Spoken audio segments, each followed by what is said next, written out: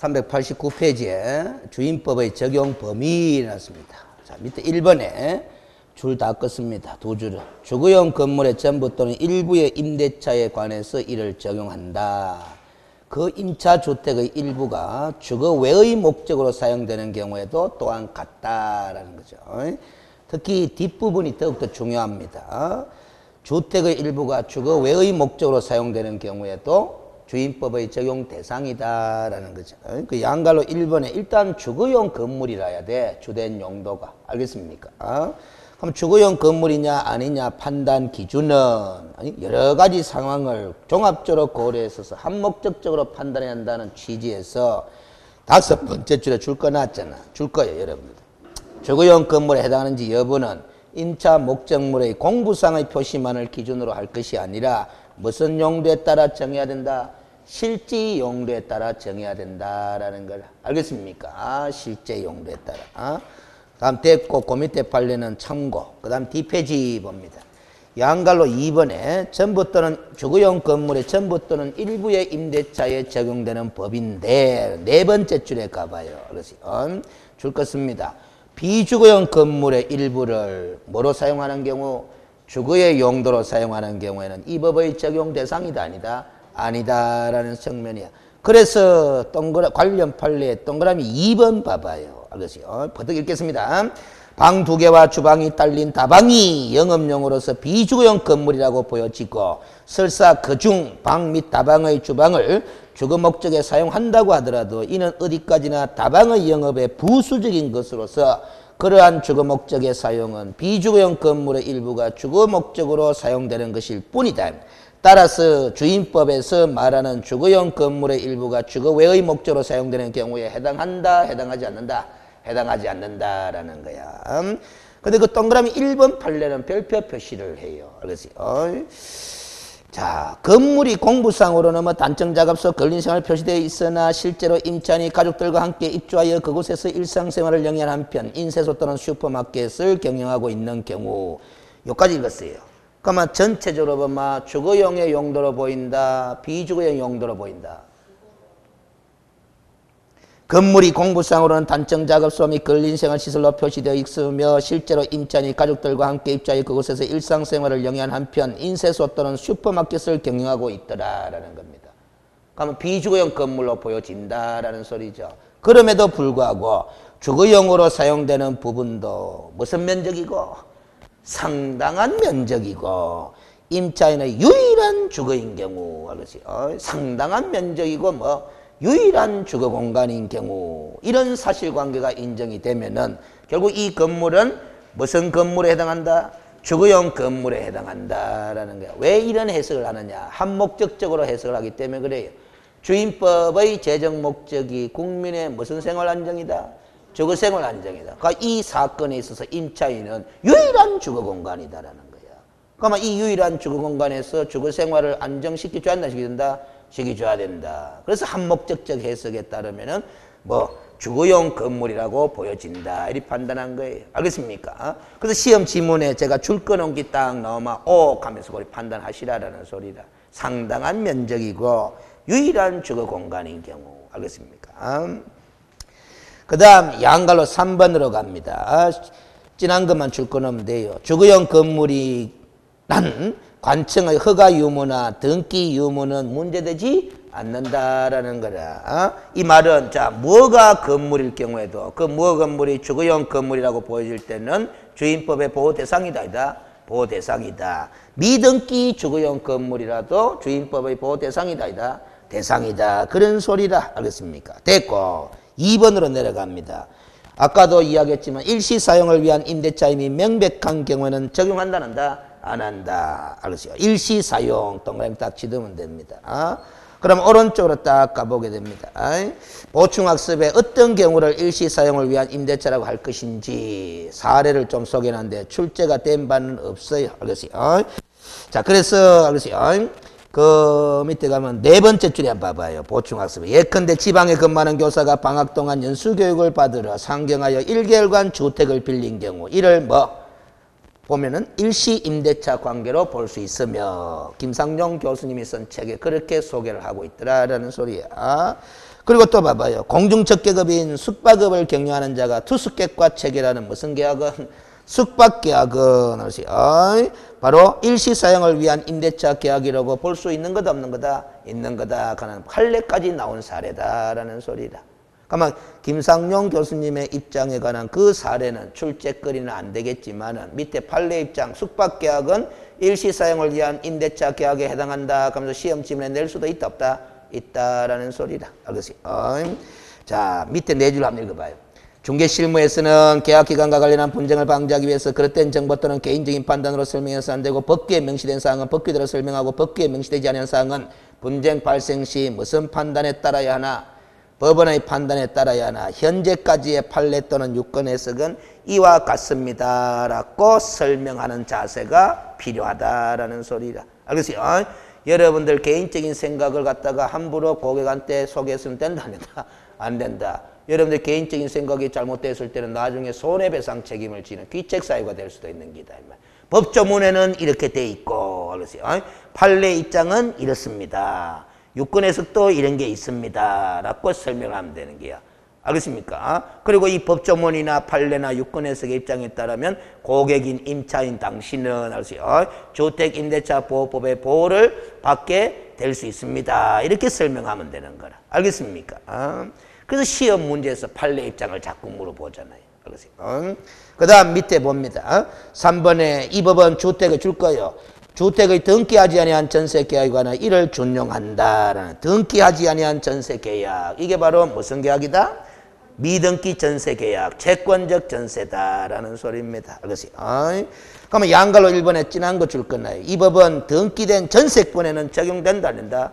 안 된다라는 겁니다. 그 민법 규정에 따라서 전세권으로서 등기된 세입자는 뭐다? 주인법의 보호 대상이다 아니다? 아니다라는 소리입니다. 알겠습니까? 그럼 여러분들 봐봐요. 민법에 따라서 전세권 설정 계약을 체결할 때 주로 전세 계약 기간을 몇 년으로 마해요? 2년으로 마야지. 그럼 그 전세 계약 기간 2년은 등기부에 기재가 된다 안 된다? 전세 계약 기간, 전세금 얼마, 전세 계약 기간 다 전세권자가 누군지 다 기재가 돼요. 등기 사항이야. 알겠습니까? 그럼 계약 기간이 만료됐는데 알겠어요? 건물의 소유자가 나가 하면 나가야 된다, 나가야 된다. 나가야 돼요. 알겠습니까? 나가야 돼. 알겠어요? 나가 하면 나가야 돼. 그런데 전세권 설정 등기했는 경우에도 법정 갱신이 있다 없다? 있다라는 겁니다. 알겠어요? 건물 소유자가 6개월 전부터 1개월 전까지 사이에 뭐다? 갱신 거절의 통지를 하지 아니하면 법정 갱신이 이루어진다, 안 이루어진다? 이루어진다라는 소리야. 그럼 법정 갱신이 됐다 칩시다. 그러면 법정 갱신이 됐으면은 알겠어요? 이 경우에 계약 기간에 존속 기간의 정함이 없는 것으로 보는데 알겠어요? 없는 것으로 보는데 문제가 터져요. 계약 당사자는 언제든지 해지 통고를 할 수 있도록 되어 있단 말이에요. 계약 당사자야. 그러면 소유자인 전세권 설정자도 뭐 해지 통고할 수 있고, 알겠어요? 전세권자인 세입자도 뭐 해지 통고할 수 있는데 전세권자가 통고를 전세권 설정자, 건물 소유자가 뭐다? 해지 통고를 해버리면 그 해지 통고 효력은 몇 개월이 지나면 효력이 발생한다? 6개월이 지나면 효력 발생해요. 알겠습니까? 그럼 전세권자가 해지 통고를 하면은 뭐다? 1개월이 지나면 해지 효력이 발생한다. 이렇게 민법에 되어 있다 이 말이야. 그런데 만약에 주택임대차보호법에 적용을 받는 미등기 전세계약이라고 쳐봐. 아니면 뭐다? 주택임대차 계약이라고 쳐봐요. 법정갱신이 마찬가지 일어난다 안 한다? 일어납니다. 법정갱신이 나면은 몇 년으로 본다? 2년으로 보는데 계약 당사자는 언제든지 해지할 수 있나? 아니라 임차인만 해지할 수 있는 거예요. 그럼 임대인은 해지한다 뭐 한다? 뭐 하는 거예요? 그럼 봐봐요. 법정갱신이 일어난 경우에 민법에 따라 전세권 설정 등기한 세입자보다도 누가 더 유리해진다? 주택임대차보호법의 보호를 받는 임차권자가 더 유리해지는 거예요. 알겠습니까? 법정갱신이 일어나게 되면. 무슨 소리인지 알겠어요? 민법에 따라 전세권 등기를 한 세입자는 알겠어요? 건물 소유자가 뭐다? 해지 통고를 해버리면 법정갱신이 나고 난 다음에 해지 통고해버리면 몇 개월 내에 나가야 된다. 6개월 내에 나가야 되는 거야. 그런데 주택임대차보호법의 보호를 받는 임차권자가 돼버리면은 건물 소유자는 뭐다? 폐지 통과한다 뭐한다? 뭐 하는 게야? 결국 임차인은 살고 싶으면 몇 년을 더 살 수 있는 거다? 2년을 더 살 수 있는 거예요. 더 유리해지는 거예요. 알겠습니까? 그런 거다. 응? 자, 그렇게 알면 되고 D페이지로 갑니다. 양갈로 2번에 또 제목을 줄 거나 임대차를 등기한 경우에도 이 법이 적용된다라는 게야. 등기한 임차권자도 뭐 주임법의 보호 대상이다. 대상이다라는 겁니다. 알겠습니까? 자, 그러면 기본적으로 남의 집에 세 들어갈 때 이런 방법이 있다. 봐봐요. 전세권으로 등기를 하고 세 들어가는 방법이 있고, 그 다음에 뭐 임차권을 뭐하고 등기하고 세 들어가는 방법이 있고, 그렇지? 임차권으로 뭐다 등기를 안 하고 세 들어가는 방법이 있다라는 겁니다. 알겠습니까? 이 세 가지 방법이 있잖아요. 무슨 얘기지? 이 경우에는 뭐다 요것도 포함, 채권적 전세도 뭐 포함해서. 알겠습니까? 무슨 소리인지 알겠지? 그러면 봐봐. 주택임대차 보호법의 보호 대상이 되는 사람은 요 세 가지 중에 누구? 요 두 사람인 거야. 알겠어요? 이 사람은 뭐다 주임법의 보호 대상이다. 아니다라는 게 왜 보호 대상이 아니냐? 민법의 전세권에 관한 법 규정에 의해서 뭐 강력히 보호를 받을 수 있으므로. 무슨 소리인지 알겠죠? 이거래 됩니다. 그런데 현실적으로 알겠어요? 이것도 주임법의 보호 대상이 되는 것은 틀림이 없는데 현실적으로는 이런 사람이 흔하지 않다. 흔하지 않다 이 말이지. 왜? 이 등기나 다 누구의 협력이 필요한 것이라서 건물주의 뭐다? 협력이 필요한 것이라서. 알겠어요? 그 임차권을 등기할 것 같으면 전세권 등기를 해주겠지. 알겠어요? 무슨 얘기지? 그런 겁니다. 자, 그 다음 됐고, 알겠어요? 4번에 차임을 지급하는 무슨 계약에 적용된다? 유상계약에 적용. 그것 동그라미 칩니다. 따라서 두 번째 줄에 봐요. 사용대차에 해당되는 경우는 법의 적용을 받는다, 안 받는다? 안 받는다라는 겁니다. 사용대차 계약은 임대차하고 같다, 다르다? 다르다. 무상계약이잖아요. 알겠어요? 민법에 보면 사용대차에 관한 법 규정이 따로 있다. 거기에 따라서 해결이 된다. 그 다음에 3절에 대항력 해놨는데, 자, 이 마인드 가지고 들어가야 됩니다. 주택임대차 보호법은 민법의 임대차 규정에 대한 특별법으로 만든 거잖아. 그러니까 특별히 만든 이유가 임차인의 주거 생활을 안정시키기 위한 특별한 목적 때문에 뭐다 만든 거거든. 그러면 보호해주기 위한, 잘 돼요. 첫 번째 요건으로서 뭐를 갖추어라? 이 대항 요건을 갖추어라라는 것을 요구하고 있어요. 그 특별히 보호받기 위해서는 뭐부터 갖추어라? 대항 요건부터 갖추어라라는 거라. 알겠습니까? 대항 요건을 갖추지 않은 임차인은 주임법의 보호를 받아도 뭐다 보호받을 내용이 별로 없어. 알겠습니까? 자, 1번에 임대차는 그 등기가 없는 경우에도 그거 줄 딱 꺼놓고 주택의 인도와 주민등록을 마친 때 그거 줄 꺼놓고 요게 바로 무슨 요건이다?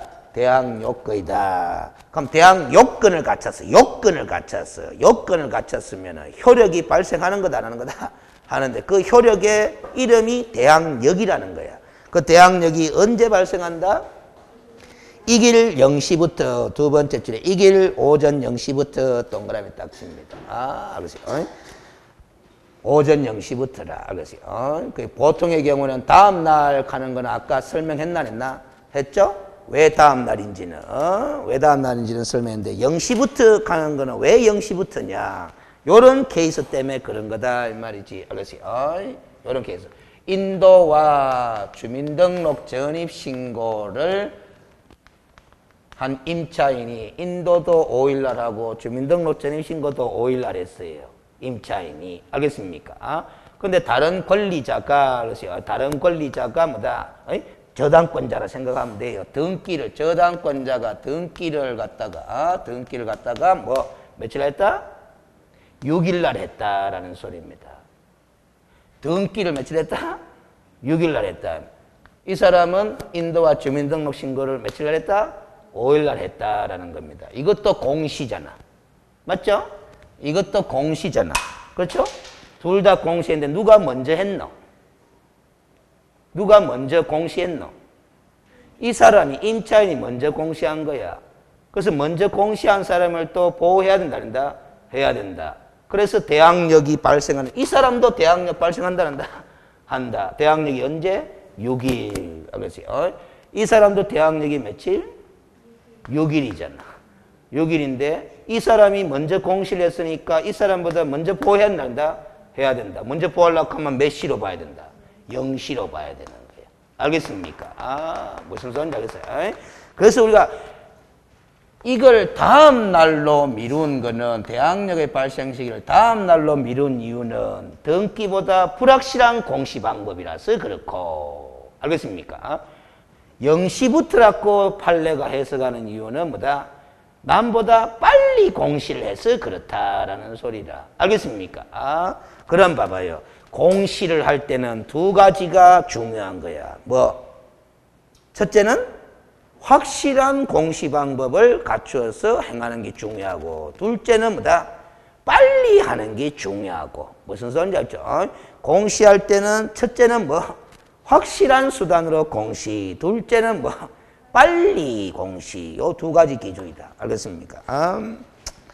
그러면 됐고, 보충학습 배 1번 읽어봅니다. 임차인의 임차보증금 회수채권이 우선 변제권은 8조 1항에 따른 최우선 변제권에 의한 것이든 법제 3조의 2에 따른 우선 변제권에 의한 것이든지 간에 모두 동그라미 쳐요. 3조 1항의 요건, 즉 인도와 전입신고라는 요건을 구비해야 되는데, 임차인에 대한 요건은 이 중 어느 한 가지만 빠져도 대항력이 발생한다 안 한다라는 게, 둘 다 갖춰야 된다라는 소리야. 자, 근데 최우선 변제권에 의한 것이든지 우선 변제권에 의한 것이든지, 자, 그 말은 모두 해놨잖아. 칠판 봅니다. 여러분들 주임법이든 상임법 공부할 때 임차인의 보호 내용 중에서 이런 거 있었다 없었다? 있었다 이 말이지. 이거와 이거는 같은 거다 다른 거다? 다른 거다라는, 이런 뭐다? 힘을 가지기 위해서는 요건을 갖춰야 한다 안 갖춰야 한다? 갖춰야 된다. 그 요건에 일빠따는 모두 다 뭐다? 대항 요건을 갖춰야 된다라는 소리입니다. 대항 요건을 갖춰야 된다라는 거야. 인도와 주민등록전입신고 둘 중에 어느 하나라도 빠지면 된다 안 된다? 안 된다 그 소리야. 그럼 봐봐요. 이 권리를 주장하고자 해도 대항 요건 갖춰야 되고, 이 권리를 주장하고자 해도 이걸 갖춰라는 소리거든. 그러면 이거하고 이건 다르다며. 요 요건이 있다 없다 있는 게다. 요 내용이 같다 다르다? 이게 같아요. 지금 제가 비워놨잖아. 이 내용이 같으면 이것도 같아야 되지. 공식이 봐봐. 똑같은 걸 갖춰왔는데 똑같은 힘이 생겨야 되지. 이거하고 이거 다르다며. 다르다면은 요거는 똑같잖아 지금. 그러면 요 안에 내용이 서로 같다 다르다? 다르다라는 거예요. 뭘 채워 넣어봐. 뭐고? 확정일자.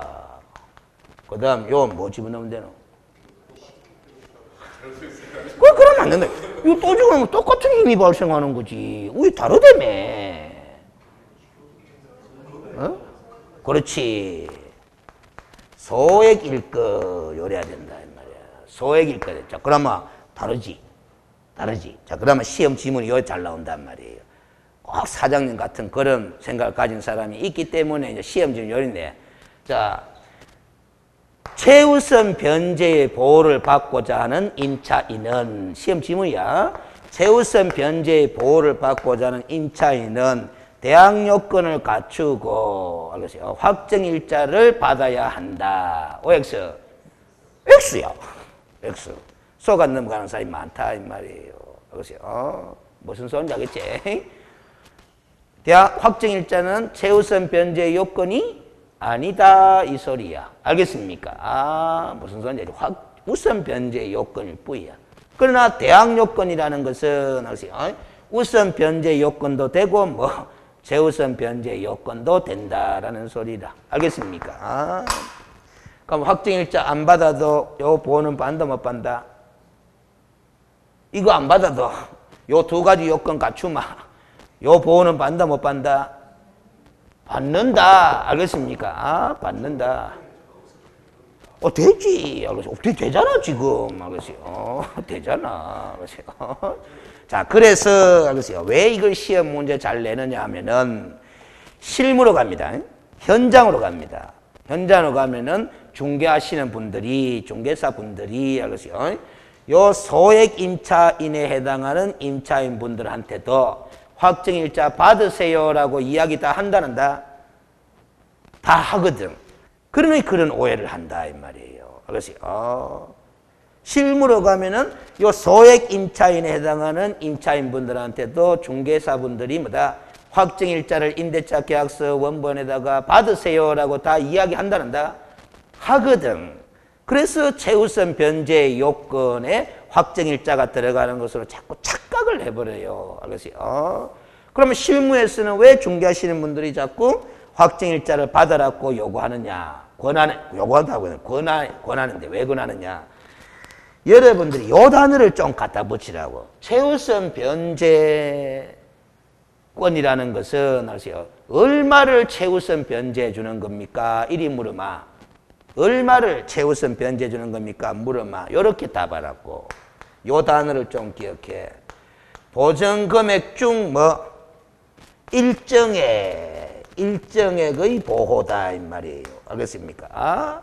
최우선 변제를 해줌으로써 보호해 주는 돈은 얼마까지만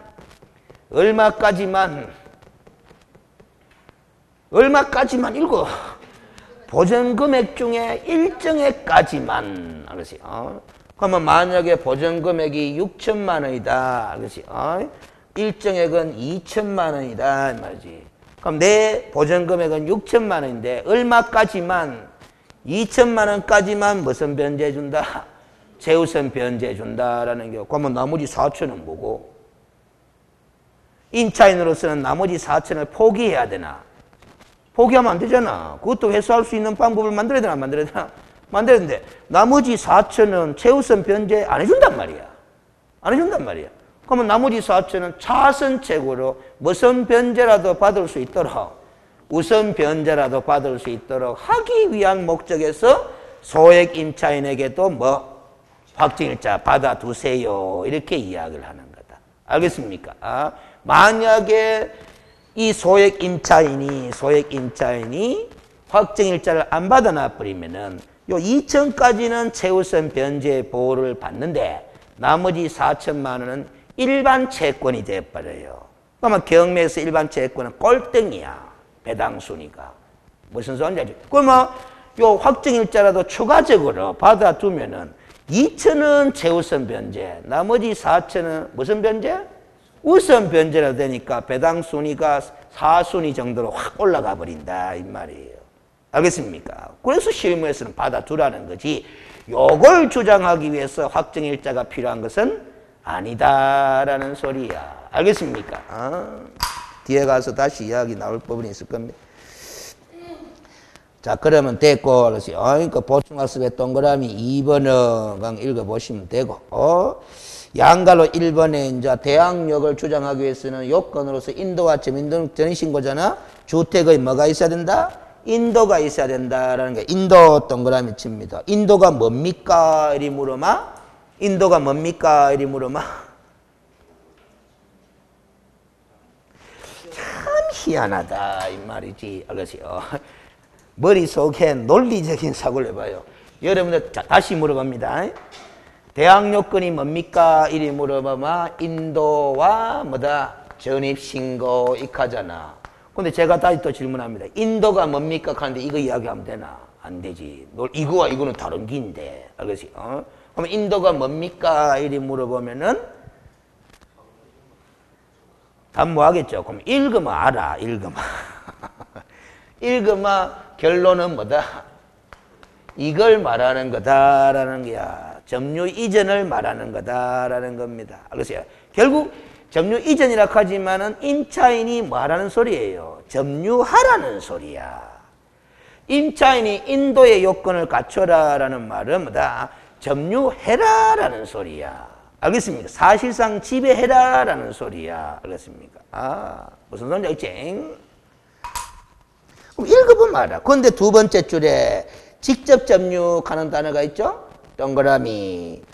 그 다음에 뭐다? 밑에 줄에 보면 간접 접육하는 단어가 있죠? 동그라미. 알겠어요? 그럼 전체적으로 읽어봐. 직접 점유해야 되는 것은 아니고 주택의 일부를 다시 전대하여 간접 점유 상태가 되었다고 할지라도 임차인의 점유는 인정된다. 그럼 잡아봐요. 이 인도라는 요건은 점유해라라는 소리거든.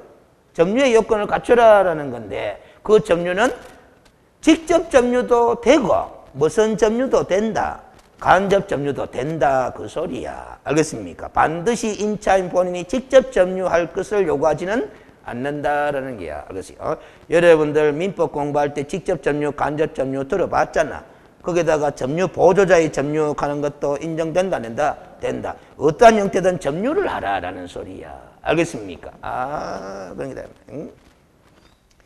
그 다음, 오른쪽으로 갑니다. 알겠어요? 자, 그러면 됐고, 알겠어요?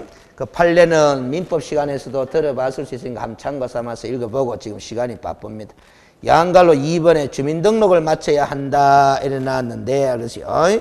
자, 두 번째 줄 끝에부터 읽어봐요. 법은 임대차의 대항력 취득 요건으로 주택의 인도를 요구하였지만은 인도만으로는 후일 그 시점을 인정하는 문제 등 공시방법으로는 뭐하기 때문에 매우 불안전하기 때문에 추가적으로 다시 주민등록의 전입신고라는 가시적이고도 명확한 요건을 규정하고 있는 거다라는 게야.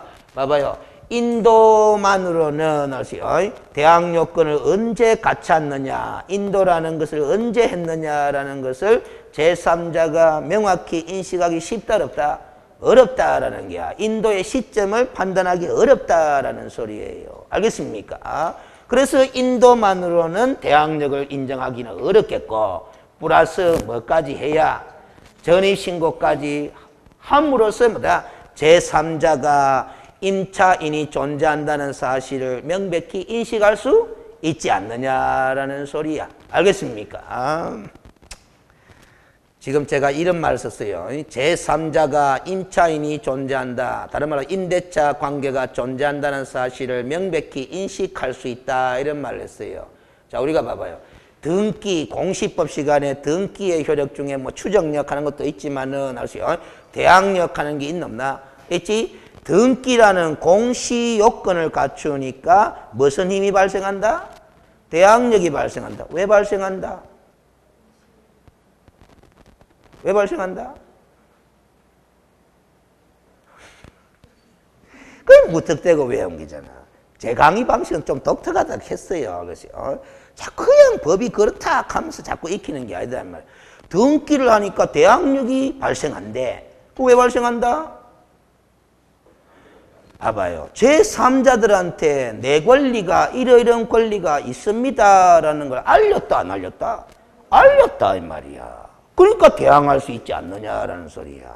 근데 알리는 방법도 여러 가지 방법이 있는데 등기라는 방법도 있고 뭐다? 등록이라는 방법도 있는데 그런 거는 확실하게 알리는 방법인데 그렇지? 인도와 전입신고라는 이 방법도 뭐다? 알리는 방법이란 틀림이 없는데 확실하게 알리는 거다? 불확실하게 알리는 거다?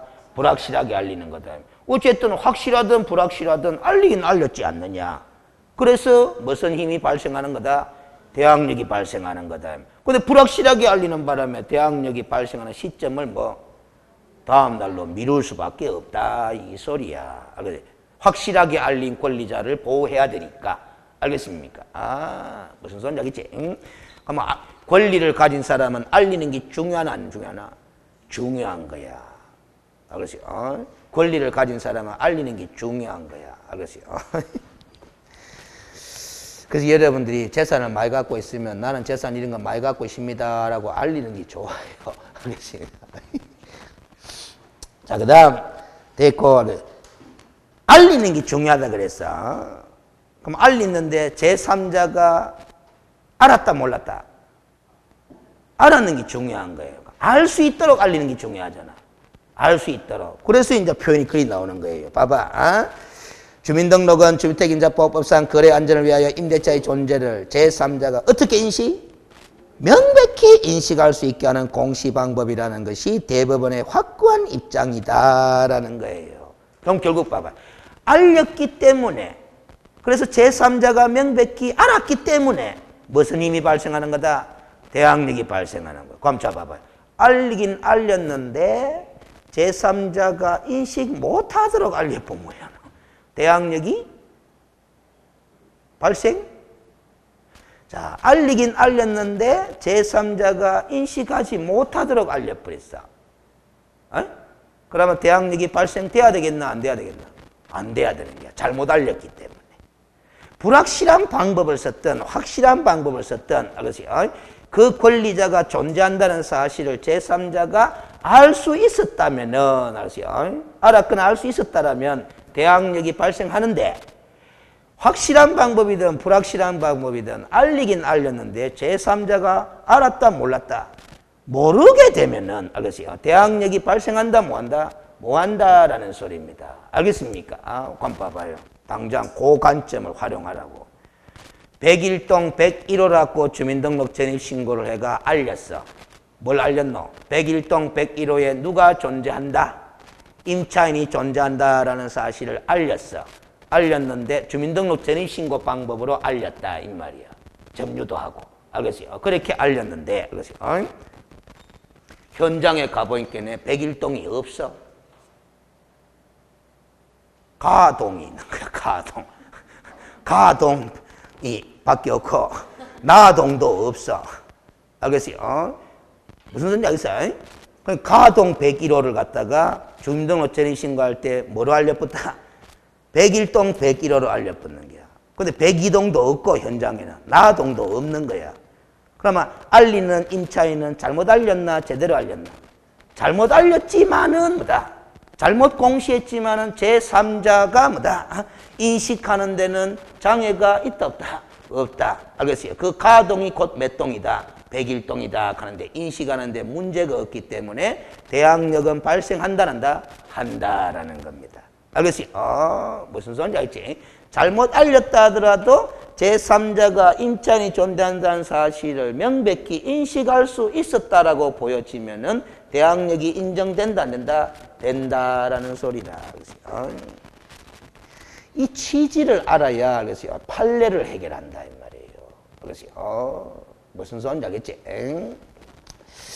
자, 그러면 됐고 뒷페이지에 봐봐요. 그래서 관련 판례에 주민등록이 어떤 임대차를 공시하는 효력이 있는지 여부에 나서 그래서 동그라미 1번 판례를 다시 한번 읽고, 왜 주택임대차보호법을 만들 때 인도와 주민등록 전입신고를 갖다가 대항 요건으로 요구했는지 그 취지를 깨달아야 돼. 알겠어요?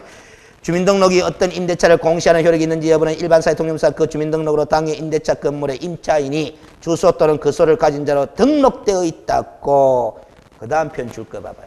인식할 수 있는지 여부에 따라 결정. 누가? 제3자가. 알겠어요? 따라서 경매가 진행되면서 낙찰인을 포함하여 입찰에 참가하고자 한 사람들로서도 임대차를 대항력 있는 임대차로 인식하는데, 자, 그 다음 줄 거예요. 아무런 어려움이 없는 경우. 그거 줄 거. 그럼 제3자가 임차인이 존재한다는 사실을 인식하는데 아무런 어려움이 있더라 없더라? 없더라 이 말이지. 그러면은 이 주민등록은 잘못했든 왜했든 간에 임대차의 공시방법으로 유효하다 안 유효하다? 유효하다라는 거야. 또한 주민등록이 대항력의 요건을 충족시킬 수 있는 공시방법이 되려면 단순히 형식적으로 주민등록이 되어 있다는 것만으로는 부족하고, 주민등록에 의하여 표상되는 점유관계가 임차권을 매개로 하는 점유임을. 자, 그 다음에 또 줄 거예요. 제3자가 인식할 수 있는 정도는 되어야 한다고 줄 거야 된다 이 말이에요. 결국 공시는 제3자가 인식할 수 있도록 하기 위해서 하는 거 아이가라는 거야. 인식에 문제가 없다라면 잘못 공시했다 하더라도 대항력이 인정된다 안 된다? 된다라는 그 관점을 잡고 알아야 돼요. 그렇지? 자, 그러면 됐고, 그렇지? 동그라미 2번에 보면 다세대 주택이라고 돼 있죠? 그거 줄 거 놨잖아. 단독주택이가 공동주택이가? 공동주택이잖아. 근데 이 공동주택에 임차인이 전입신고를 하면서 동호수 표시 없이 일부 지번으로만 주민등록을 했대요. 그러면 제3자가 그 다세대 주택에 임차인이 어디에 존재하는지 명백히 인식할 수 있어 없어? 없어요. 그러면 공시에 문제가 터진 거 아이가? 그러면 대항력이 인정된다 안 된다? 안 된다라는 거야. 알겠지? 제가 판례 사례들을 다 안 외우도록 하기 위해서 자꾸 그 공시의 의도를 자꾸 이야기하는 거예요. 그렇지? 계속 읽어봅니다. 다세대 주택의 임차인이 등기부상의 청화수와 불일치 않은 주소지로 전입신고를 하였으나 불일치 않은 주소로 전입신고를 했대요.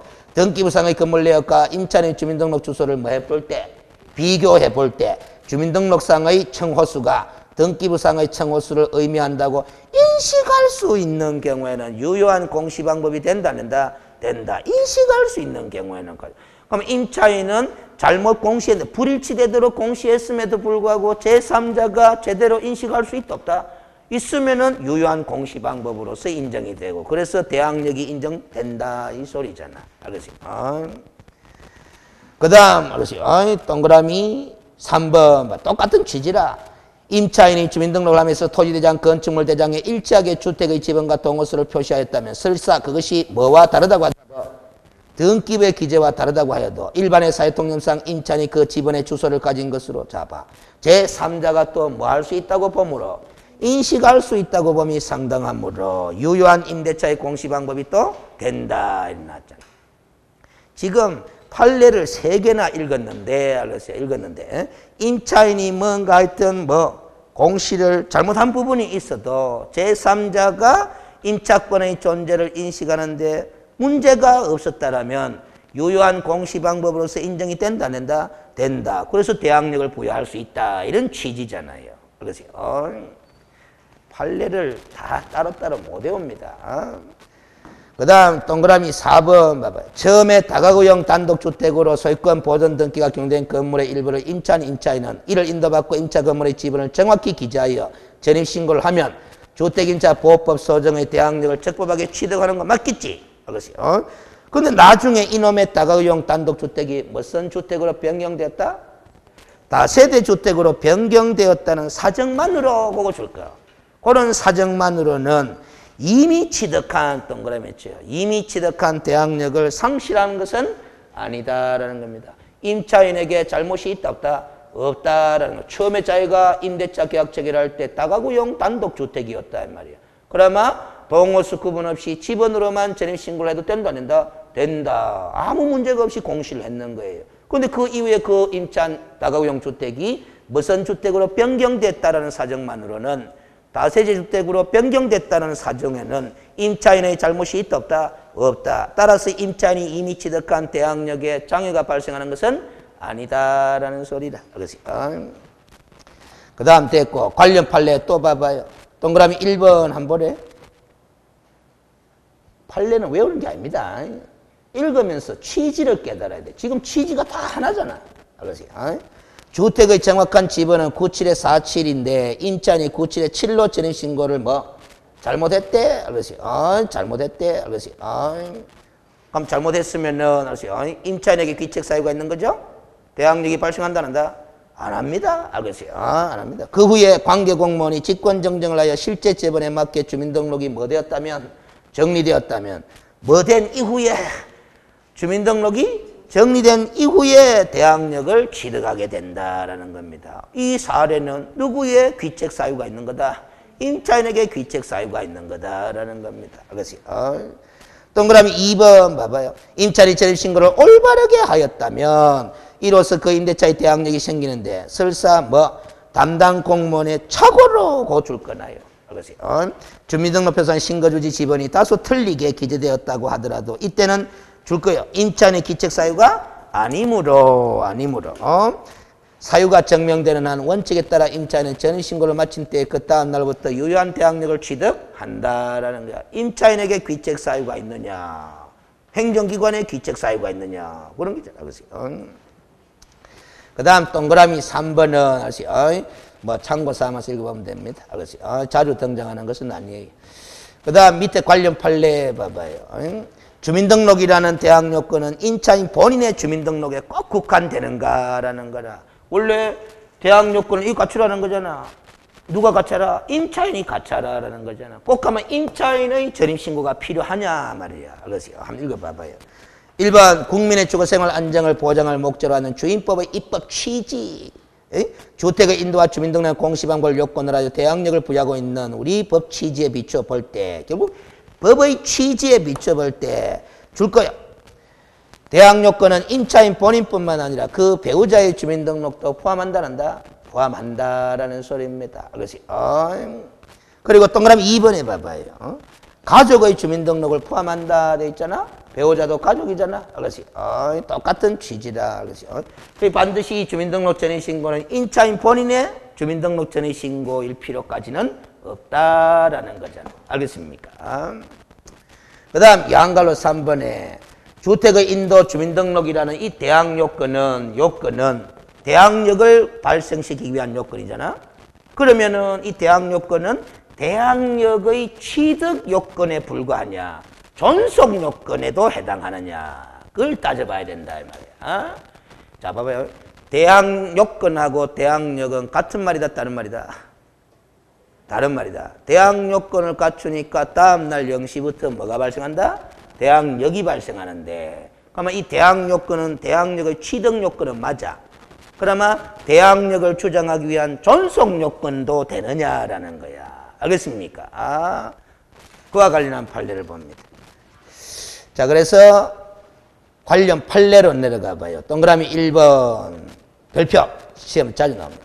공시방법이 없는 주택임대차에 있어서 주택의 인도와 주민등록이라는 우선변제 요건은 그 우선변제권 취득 시에만 구비하면 족한 것이 아니고 민사집행법상 언제까지 배당 요구의 종기까지 계속 존속하고 있어야 된다. 결국 대항 요건은 대항력의 존속 요건이기도 하다라는 소리야. 근데 언제까지 존속시키고 있어야 된다? 경매에 있어서는 배당 요구의 종기까지.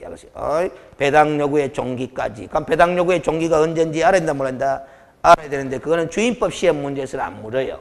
경매 시험 문제 물을 때는지. 자, 그러면 배당 요구의 종기까지 그거 줄 거는 건체에다가 적어놔요. 매각길 이전의 날로 법원이 정하여 뭐한 날? 공고한 날 이렇게 적어놔요. 그렇지. 매각길 이전의 날로 법원이 정하여 뭐한 날? 공고한 날 이렇게 알아둔다. 그때가 배당 요구의 종기야. 배당 요구의 종기라는 것은 상당히 경매 절차에 있어서는 중요합니다. 이렇게 생각해요. 배당 요구를 신청해야만이 배당받을 수 있는 채권자가 있고 배당 요구 신청을 하지 않아도 당연히 배당받을 수 있는 채권자가 있거든. 그러면 배당 요구 신청을 해야만이 배당받을 수 있는 채권자는 언제까지 꼭 배당 요구 신청해야 된다? 배당 요구의 종기까지. 알겠습니까? 그 종기가 언제냐? 그런 거 중요한 거지. 배당 요구 신청해야 배당받을 수 있는 권리자 입장에서 보면 종기가 중요하다, 안 중요하다? 중요하다라는 겁니다. 알겠습니까? 이거부터 물어볼게요. 이것도 시험 잘 나와요. 경매에서는. 여러분들 대항 요건 갖추고 확정일자까지 부여받은 우선 변제권을 가진 채권자 있다 없다? 있죠? 이 임차권자든 소액 보전금으로서 뭐다? 대항 요건을 갖춘 최우선 변제권을 갖고 있는 임차권자는 이 두 권리자는 배당 요구 신청을 해야 배당받을 수 있다. 배당 요구 신청 안 해도 배당받을 수 있다. 다 배당 요구 신청을 해야만이 배당받을 수 있는 권리자입니다. 그러면 주임법, 상임법상의 이 임차권자들은 뭐다? 배당 요구의 종기까지 배당 요구 신청해야 된다. 해야 된다라는 거예요. 알겠어요? 왜 해야 되는지 그 이유는 뻔해요. 뭐 안 했기 때문에? 등기 안 했기 때문에. 등기 안 하면 법원이 알아 몰라? 몰라. 지 권리가 있는지 없는지 법원이 알아 몰라? 몰라. 그럼 나는 이런 권리가 있어서 우선 변제받을 자격이 있습니다라고 권리 신고를 해야 한다? 해야 됩니다. 알겠어요? 법원이 몰라. 무슨 소리인지 알겠죠? 그런 게 됩니다. 그러면 이런 사람은 법원이 알까 모를까? 우리가 경매 신청을 하면 경매 개시 결정회가 등기하잖아? 등기부상에 경매 개시 결정 등기가 이루어진단 말이야. 그럼 경매 개시 결정 등기가 이루어지기 전에 이미 그 경매 목적 부동산의 등기부에 등기된 권리자들. 배당 요구 신청 안 해도 당연히 배당받을 수 있는 거야. 왜? 법원이 아니까. 그런데 경매개시 결정 등기가 된 이후에 등기한 권리자는 아무리 등기했다 하더라도 경매개시 결정 등기 이후에 이루어진 권리자들이기 때문에 법원이 안다 모른다? 모른다. 배당 요구 신청을 해야 되는 거예요. 알겠습니까?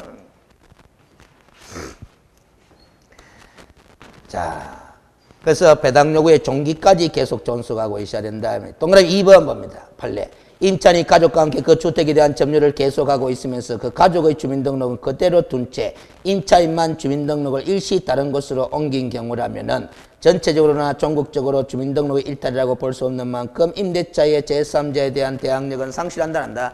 안 한다라는. 이 판례를 또 읽었지만은 사건은 좀 다르지만은 아까 위에서 봤던 뭐다? 가족의 주민등록도 인정된다, 안 된다? 된다 하는 그 취지를 계속 활용하면 되는 거잖아. 알겠어요?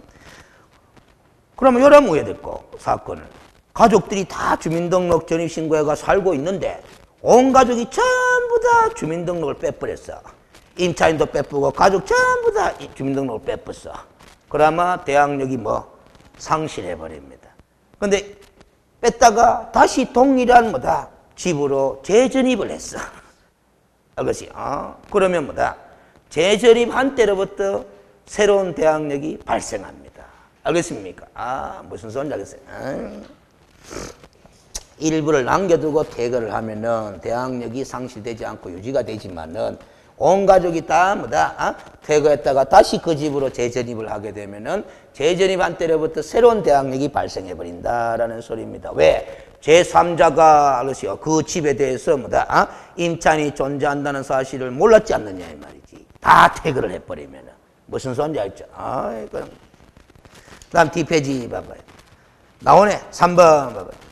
대항력을 취득한 이후에 어떤 이유에서 가족과 함께 일시적이나마 다른 곳으로 주민등록을 다 이전했다면 그 후에 임차인이 얼마 있지 않아 다시 원래의 주소지로 주민등록을 재전입하였다 하더라도 이로써 소멸되었던 대항력이 당초에 서급하여 회복되는 것은 아니라 재전입한 때로부터 동그라미 치면 돼요. 그와는 동일성이 없는 새로운 대항력이 재차 발생하는 거다. 새로운 대항력이 발생하면은 어떤 문제점이 발생해요? 권리의 순위가 바뀌어버린다라는 소리입니다. 알겠습니까? 자, 그러면 됐고 계속 읽어봅니다. 이 경우 전출 이전에 이미 임대차 계약상의 확정일자를 갖추었고 재전입 전후를 통하여 뭐를 유지한다면? 동일성을 유지 동그라미 칩니다.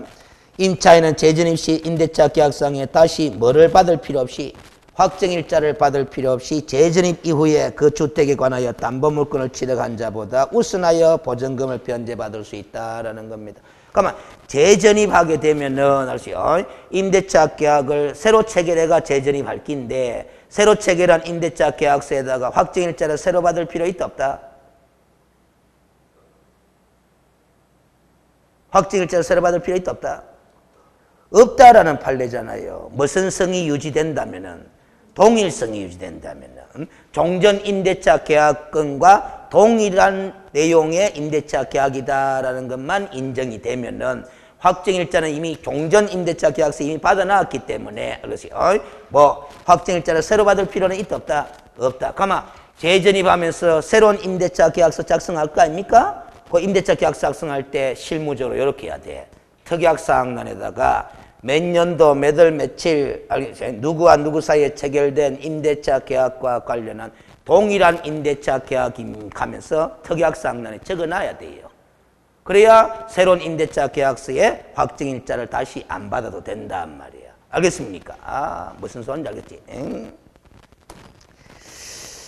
이게 실무. 알겠지? 항상 확정일자는 요 우선 변제권 때문에 받는 거 아닙니까? 그러면 새로 임대차 계약서 작성했는데 확정일자를 새로 받아야 될까 말아야 될까? 종전 임대차 계약서는 이미 받아놨지만은 알겠지? 그런데 종전 임대차 계약의 내용과 새로 체결한 임대차 계약의 내용이 동일한 건이다라는 것이 인정될 수 있도록 계약서상의 특약사항란에 기재를 하게 되면은 뭐다? 확정일자를 새로 부여받지 않아도 우선 변제권은 재전입 신고한 때로부터 발생해버린다 이 말이에요. 알겠습니까? 그 다음 됐고 그러세요. 동그라미 4번 또 봅니다. 그러세요. 요것도 별표 표시해 둡니다. 일단은 시험에 좀 자주 등장하는 판례입니다. 자, 네 번째 줄부터 읽습니다. 주택 임차인이 그 지위를 강화하고자 별도로 무슨 등기를 마쳤다. 전세권 등기를 마쳤더라도, 자, 여기까지 읽었어요. 그러면 이 사람은 이렇게 생각해야 됩니다. 주택 임차인이기 때문에 주택임대차 보호법상으로서의 보호 대상이 되는 임차인으로서의 지위도 있고, 전세권 설정 등기를 뒤늦게 추가적으로 했기 때문에 민법상 보호 대상이 되는 뭐다? 전세권자로서의 지위도 함께 겸유하고 있다라는 게 겸유. 두 가지 지위를 겸유하고 있다라는 겁니다. 자, 근데 이 경우에 주택임차인이 주택임차보호법에서 요구하고 있는 무슨 요건을 상실해버리면, 대항 요건을 상실해버리면 이미 취득한을 제가 동그라미 쳐놨어요. 줄 꺼놨어요. 이미 취득한 대항력과 우선변제권은 뭐 해버린다? 상실해버린다. 대항 요건을 상실해버렸다 하는 말은 이사 나가버렸다라는 거야. 자, 뭡니다. 제가 점유도 하고 전입신고까지 해가 주택임대차 보호법상의 뭐다 우선변제권의 보호를 다 갖춰놓은 상태에서 뒤늦게 전세권 설정 등기까지 해버렸다 이 말이에요. 알겠어요? 근데 전세권 설정 등기 해놨다 싶으니까 이제 이사 나가도 되겠지 싶으가 이사 나가버렸어. 나가버리면은 이미 취득한 주택임대차 보호법 규정에 따라서 취득한 뭐다 대항력은 뭐 해버린다? 상실해버리는 거야. 그러면 이 사람은 대항력이 있다 없다? 있어요. 무슨 권에 기한 대항력이 있다?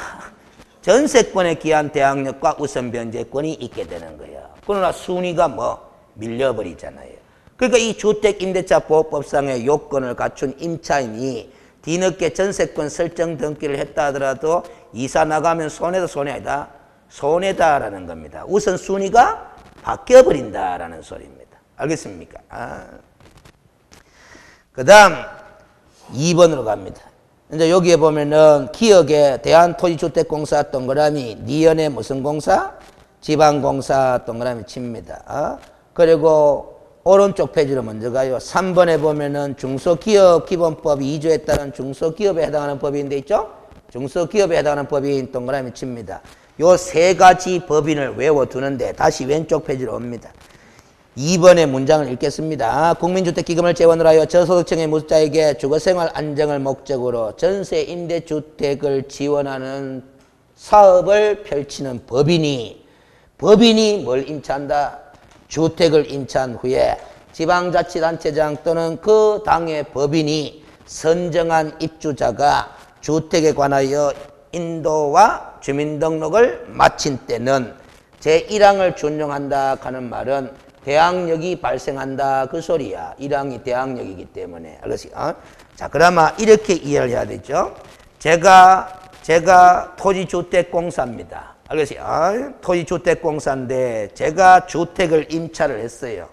그럼 토지주택공사가 임차인이잖아. 임차인이 그 주택에 들어가 살 수는 없잖아. 법인이라서. 그럼 거기에는 누가 들어가 산다? 지방자치단체장이나 아니면 이 토지주택공사가 선정한 무주택 입주자가 있을 거다. 그 사람이 들어가 살고 주민등록 전입신고도 하면 다음날 0시부터 누구한테 대항력이 발생한다? 토지주택공사인 법인한테 대항력이 발생한다라는 소리다. 알겠습니까? 중소기업인 법인도 마찬가지다. 오른쪽 읽어봐요. 그 법인이 선정한 직원이 해당 주택을 인도받고 주민등록을 마쳤을 때는 또 1항을 준용한다. 대항력이 발생한다라는 거야. 임차인이 누구다? 법인이다 하는 거 놓치면 안 돼요. 알겠어요? 임차인이 법인으로서 주임법의 보호를 받게 되는 거예요. 법인인 임차인으로서 보호를 받게 되는 거예요. 요 세 개 법인만큼. 알겠어요? 그래야 이 세 가지 법인이 그런 전세 임대주택 사업을 활발히 행할 수 있게 된다라는 소리입니다. 그래서 다시 왼쪽으로 가봐요. 관련 판례의 1번 한번 봐봐. 이 법은 주임법은 자연인인 서민들의 주거 생활의 안정을 보호하려는 취지에서 제정된 것이지 법인을 그 보호 대상으로 삼고 있다고 할 수는 없는 점, 법인은 애당초 소정의 대항 요건에 한한 주민등록을 구비할 수도 없는 점 등에 비춰보면 법인의 직원이 주민등록을 마쳤다 하여 이를 법인의 주민등록으로 볼 수는 없으므로 법인이 임차주택을 인도받고 임대차 계약상의 확정일자를 아무리 구비했다 하더라도 주임법에 따라서 우선 변제권을 주장한다 뭐한다? 뭐한다 이렇게 된 거예요. 알겠습니까? 그래서 여기서 말하는 요 법인, 이 97년도 나온 대법원 판례에서 말하는 법인은 어느 법인을 빼고 세계 법인을 빼고 가리키는 거다라는 소리라요. 알겠어요? 그래서 이게 97년도에 이 판례가 나왔는데 이 판례가 난 이후에 주임법이 개정돼가 토지주택공사, 지방공사, 중소기업법인에 관한 규정이 신설된 거야. 알겠습니까? 그런 게 돼. 그럼 됐고, 알겠어요? 오른쪽으로 갑니다. 4번으로 가요. 4번. 임차주택의 양수인은 임대인의 지위를 뭐한 것으로 본다?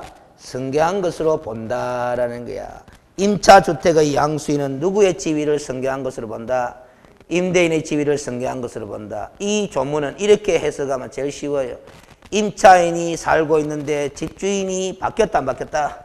바뀌어도 걱정할 필요 있다 없다? 없다. 왜? 그 집을 양수한 사람은 임대인의 지위를 뭐하기 때문에? 승계하기 때문에. 그러면 보증금 반환 채무는 누구한테 넘어간다? 양수인한테 넘어간다라는 소리라. 알겠습니까? 자, 그러면 요거 한번 물어보죠.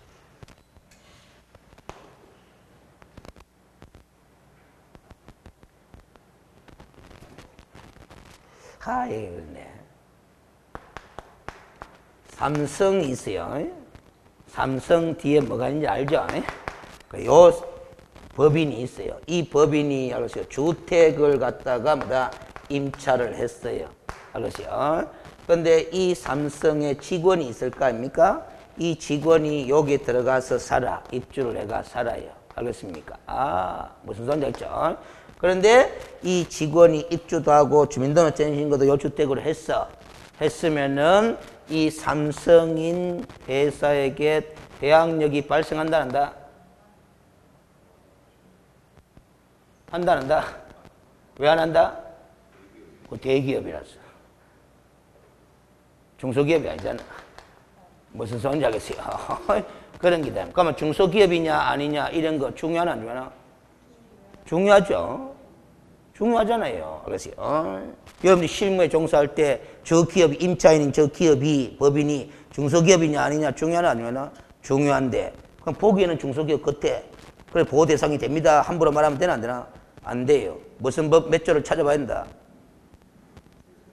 중소기업 기본법 제2조에 따른 중소기업인 법인 돼 있기 때문에 중소기업 기본법 2조를 찾아가 읽어봐야 돼.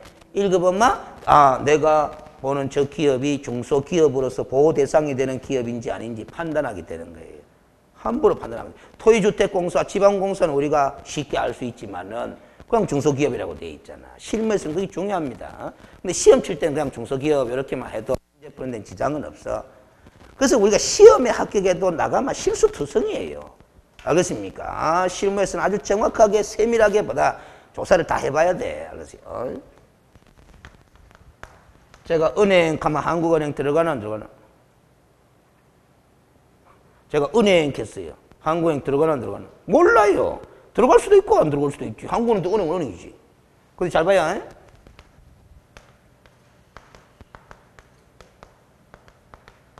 은행법에 따른 은행 가면 한국은행 들어갈까 안 들어갈까? 요걸 찾아보면 아는 거야. 이 법을. 알겠어요? 찾아봤더니 한국은행 안 들어가. 저를 찾아봤어요. 그래서 지금 이야기를 한 거예요. 무슨 소리인지 아세요? 그래서 항상 이 제 교재를 읽다 보면 무슨 법제 몇 조에 따른 이런 표현들이 많다 이 말이에요. 그거 무시하면 안 돼요. 실무로 가면은. 알겠습니까? 자, 그러면 됐고, 알았어요. 판례는 뭐, D페이지로 갑니다. 398페이지에 저 밑에 5번을 봐봐요. 임차권은 임차주택에 대하여 민사집행법에 의한 경맹하여진 경우에는 그 임차주택의 경락에 의하여 뭐한다? 소멸한다. 소멸 동그라미 딱 칩니다. 알겠어요? 임차권은 경매가 이루어진 경우에 뭐한다? 소멸해버립니다. 그런데 다만 가는 게 있어. 줄 다 꺼요. 보증금이 전액 변제되지 아니한 대항력이 뭐? 대항력이 뭐? 있는을 동그라미 칩니다. 있는 임차권은 그러하지 아니하다 하는 말은 소멸한다 안 한다? 안 한다라는 거야. 그것이 그러면 대항력이 있는 게 없는 임차권은 소멸한다라는 소리잖아. 있는 임차권은 소멸하지 않고 없는 임차권은 뭐 소멸한다. 그러면 대항력이 있는 임차권은 누구? 대항력이 없는 임차권은 뭐냐라는 거지. 알겠습니까? 자, 이게 지금 경매잖아, 경매. 응? 그래서 이렇게 봐야 된다. 경매에서는 경매 개시 결정 등기 가는 게 있다 없다? 있다 이 말이지. 이 경매 개시 결정 등기 시점보다 앞에 뭐 대항 요건을 갖췄다 안 갖췄다? 갖춘 임차권자가 있는 거야. 근데 이 임차권자가 보증금을 전액 변제받았다 못 받았다? 못 받았다. 그러면 소멸이 된다 안 된다? 안 된다라는 소리입니다. 알겠습니까? 소멸이 안 된다 하는 말은 이 주택을 낙찰받은 매수인이 있죠? 매수인이 부담으로 떠나야 된다 안 떠나야 된다? 떠나야 된다라는 거예요. 그러면 이 임차인은 보증금을 전액 변제받을 때까지 그 집에서 눌러 살 수 있다 없다? 있다. 그 소리야. 그 대항력이 있기 때문에. 알겠습니까? 그런데 이게 경매개시 결정 등기 후에 대항 요건을 갖춰왔다 이 말이야. 알겠어요? 그런데 이 임차권자가 보증금을 전액 변제받았다 못 받았다? 못 받았다. 대항력이 있다 없다? 없다. 그럼 소멸해버린 거야. 무슨 소리인지 알겠어요? 그러면 이제 전액 변제받지 못한 그 보증금은 뭐다? 받을 가능성이 극히 없다라는 소리야. 아니, 받을 수 있는 방법은 이런 방법밖에 없어요. 어떻게? 응? 별도로 소송을 거는 거예요. 알겠어요? 임대인 상대로. 알겠어요? 그러니까 보증금 반환 청구 소송의 결과 판결문을 받는다 만다? 받는다. 그럼 그 판결문이 집행권원이 되는 거야. 그러면 그 임대인이 뭐다? 가지고 있는 재산이 여러 개가 있을 거다 없을 거다? 있다면은 뭐다? 그 재산을 경매 신청하면 돼요. 그건 강제 경매 신청이 되는 거다 이 말이야. 알겠어요? 그런데 그 임대인이 가진 재산이 있다 없다? 없으면 뭐 소송 걸어가 판결 받아도 헛일인 거야. 무슨 소리인지 알겠어요? 그래서 이런 거 보면 봐봐요. 경매 개시 결정 등기가 중요하나 안 중요하나? 중요하잖아. 그 등기 전에 대항 요건을 갖췄느냐? 등기 후에 대항 요건을 갖췄느냐? 중요하다라는 소리입니다. 무슨 소리인지 알겠어요? 그리고 뒤에 가면 우리 최우선 변제권 있지. 소액 임차인으로서 대항 요건을 갖추면 최우선 변제의 보호를 받주나? 근데 이 임차인이 소액 임차인 맞아요. 맞는데 경매 개시 결정 등기 이후에 대항 요건 갖추잖아. 보증금도 소액 맞고. 근데 대항 요건은 등기 이후에 갖추잖아. 최우선 변제권이 인정된다 안 된다? 안 돼요. 안 돼요. 무슨 소리인지? 뭐 이후에 했다. 경매 개시 결정 등기 이후에 뭐 대항 요건을 갖춘 소액 임차인은 최우선 변제권이 인정이 안 돼요. 이런 게 실무로 가면 뭐다? 여러분들 실수하게 된다 이 말이에요. 그러세요. 그래서 요 뒤에 한번 볼까? 자, 몇 페이지를 잠시 보고 오느냐 하면은 아세요. 여기를 한번 봐봐요. 409페이지를 한번 봐봐. 409페이지 보면은 11절에 보증금 중 일정액의 보호하면서 나오나 노나? 나오잖아? 이게 최우선 변제 보호거든. 1번 읽어봐요. 임차인은 보증금 중 일정을 다른 담보권자보다 우선하여 변제받을 권리가 있다. 이게 최우선 변제 권리가 있다 이 소리인데 이 경우 임차인은 즉 소액 임차인은 경매 신청 등기 전에 무슨 요건을 갖춰야 된다? 대항 요건을 갖춰야 된다. 이 소리예요. 그러면 최우선 변제의 보호를 받기 위해서는 경매 개시 결정 등기 전에 뭐를 갖춰야 된다? 대항 요건을 갖춰야 되는 게. 그 이후에 대항 요건 갖추면 아무리 소액이라도 최우선 변제의 보호를 받는다 못 받는다? 못 받는다라는 게. 이런 세밀한 걸 모르고 그냥 중개하다가 그래서 요것만 공부해가 있는 게야. 요것만. 대항 요건 갖추고 소액 임차이니까 뭐다 일정에까지는 최우선 변제 받으니까 걱정 안 하셔도 됩니다. 이렇게 산다. 무슨 소리인지 아세요? 왜 이런 현상이 발생하느냐? 이걸 또 경매와 걸붙이어서 또 이야기하면 경매 개시 결정 등기라는 게 무슨 효력이 발생하기 때문에 그렇다. 이 등기가 이루어지면은 무슨 효력이 발생한다? 그 경매 목적 부동산에 대한 압류의 효력이 발생해요. 압류의 효력이. 알겠어요? 압류의 효력이라 하는 게 무슨 효력이라요? 내가 압류했다 하면 무슨 효력이 발생하노? 제가 여러분들 집을 압류했다 해요. 그럼 무슨 효력이 발생하노? 압류 당하면 여러분들 기분 좋아요, 나빠요? 나쁘지? 왜 나빠요? 그냥 등기부에 압류해 놓았을 뿐인데 뭐가 기분 나쁘노? 사는데 지장 없는데 내가 여러분들 부동산에 압류해 놨다 이 말이지. 왜 기분 나빠요? 못 팔아먹어. 팔아먹고 싶어도 못 팔아먹는다 이 말이에요. 결국 그 말은 뭐다? 재산권 행사를 한다 뭐 한다? 뭐 한다라는 거예요. 근데 소유권은 여러분 건 맞아. 여러분들 소유권 인정된다 이 말이에요. 근데 제가 압류 등기를 딱 해놔버리면 뭐다? 여러분들 팔아먹는다 못 팔아먹는다? 그 압류의 효력이 뭐냐? 처분 금지적 효력이라는 거다 이 말이에요. 알겠습니까? 그 경매 개시 결정 등기된 그 부동산의 압류의 효력은 언제 발생한다? 등기된 때 압류가 발생하는 거예요. 그 처분 금지된 그 집에 대해서 뒤늦게 소액 임차인이 주민등록증을 신고하고 이사에 들어와도 최우선 변제의 보호를 받을 자격이 있다 없다? 없다라는 소리입니다. 알고 들어왔지 않느냐? 알고 들어왔지 않느냐 이 말이에요. 알겠습니까? 그럼 이 사람은 소액 임차인이라면 경매 개시 결정이 됐다 하는 거 안다 모른다? 모르는 기다 이 말이지. 최우선 변제의 보호를 해줘야 되는 기다 이 말이에요.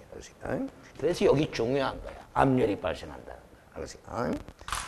여러분들은 압류 왜 하노? 하는 것도 몰라. 근데 여러분들이 부동산에 대해서 압류를 하는 경우 별로 없어요. 없고 뭐다? 여러분들은 돈을 빌려줬잖아? 돈을 빌려줬는데 안 갚잖아? 안 갚으면은 이분이 채무자가 가지고 있는 집이 있을 거 아닙니까? 집을 갖다가 여러분들이 압류하나? 압류 안 해요. 가압류하지. 무슨 소리인지 알겠죠? 가압류 딱 해놔도 처분한다 뭐 한다? 뭐 한다라는 거예요. 가짜가 붙으면 순위보존적 효력이 있나 없나? 있거든? 그 가압류 딱 해놔도 나중에 뭐다? 본압류가 이루어져 버리면 순위 상승이 돼본다 이 말이에요. 그 가압류 등기 딱 해놔보면 뭐다? 그 집을 살 사람이 나타난다 안 나타난다? 안 나타나. 알겠어요? 무슨 소리인지 알겠어요? 그 가압류 해놨다가 빌려준 돈, 대여금 빌려줬는 돈 갚아라라고 반환 청구 소송 거는 거예요. 그러면 내가 판결을 받잖아? 판결을 받으면 이제 그 집에 대해서 가압류는 그 집을 경매 신청하는 거야. 경매 신청하면 경매 개시 결정 등기가 되거든? 그럼 그 등기됨으로써 무슨 효력이 발생한다? 이제 압류 효력이 발생하는 거야. 그 실제로 압류 등기를 할 필요가 없어. 가압류 등기만 하면 되지. 그 실무에서는 부동산에 대한 압류는 잘 일어나지 않습니다. 가압류가 잘 일어나지. 그럼 부동산에 관한 압류를 하는 경우는 이런 경우야. 세무서에서만이에요. 세금을 안 내면 뭐다? 체납자의 그 부동산에 대해서 세무관세청이 뭐 해버린다? 압류를 해놔버린다 이 말이야. 알겠습니까? 무슨 소리인지 알지? 그런 경우가 주로 압류 등기가 보여요. 자, 그럼 됐고 다시 알겠어요? 399페이지 알겠어요? 제4절에 보증금 회수 들어가기 전에 제 질문을 하나 하고 그것만 하고 쉬었다 가겠습니다. 질문하고 갈게요. 자, 경매가 이루어졌어요. 그러면 이제 입찰에 참가한 사람이 채무가 매수 신고에 나타나가 낙찰이 됐어요. 그럼 그 사람이 매각 대금을 완납하잖아? 완납하면은 소유권을 취득하나 안 하나? 하죠. 그건 잘 알지? 경매에 있어서 소유권을 취득하는 시점은 언제다? 매각 대금을 완납한 때다라는 거야. 그것도 시험에 잘 나왔지만 완납한 때. 완납해서 그럼 소유권을 취득했어. 그런데 그 소유권 취득한 그 부동산에 현재 임차인이 살고 있다 안 살고 있다? 살고 있다. 불법 점유다? 아니다. 만약에 그것이 불법 점유라면은 불법으로 점유해가 사용 수익했을 거 아닙니까? 부당이득이 생긴다 안 생긴다? 생긴 거야. 부당이득 반환 책임을 져야 돼요. 임차인이. 그러면 그 매각대금을 했을 때의 소유권을 취득했는데 현재 임차인이 살고 있어. 점유하고 있어. 그 점유는 합법이다? 불법이다? 합법이다라는 소리입니다. 언제까지 합법적인 점유가 된다? 보증금을 돌려받을 때까지잖아요. 알겠어요? 임차인이 보증금을 회수하고 난 다음에도 계속 점유하고 있으면 불법 점유가 되는 거야. 그러면 경매에 있어서 임차인이 보증금을 회수할 수 있는 시점이 언제냐? 배당표가 확정되면은 보증금을 바로 회수할 수 있는 거야. 그럼 배당표가 확정될 때까지 점유하고 있는 거는 불법 점유다, 합법 점유다? 합법 점유다라는 소리입니다. 언제까지? 배당표가 확정될 때. 매각대금이 들어와야 그 다음에 배당 기일을 잡아가 배당을 실시할 거 아닙니까? 그럼 매각대금을 완납했다 해가지고 소유권을 확정적으로 매수인이 취득했다 하더라도 점유하고 있는 사람은 언제까지는 합법 점유가 된다? 배당표가 확정될 때까지는. 무슨 소리인지 알지? 거기 왼쪽에 있는 판례다. 왼쪽에 제일 밑에 있는 관련 판례 해가지고 네 번째 줄에 봐봐요. 임차인에 대한 배당표가 확정될 때까지는 임차권이 소멸한다는다. 소멸하지 않는다라는 거야. 그래서 마지막 세 줄 읽어봐요. 계속 점유하여 사용수익하고 있다 하더라도 임차인에 대한 배당표가 확정될 때까지의 사용수익은 소멸하지 아니하는 임차권에 근거한 것이어서 매수인, 경락인에 대한 관계에서 부당이득이 성립된다는다. 안 된다라는 거야. 이런 문장들이 시험 지문 나오면 다 점검을 해야 된다니까. 그렇지. 자, 시간상 좀 쉬다가 나머지 처리합시다.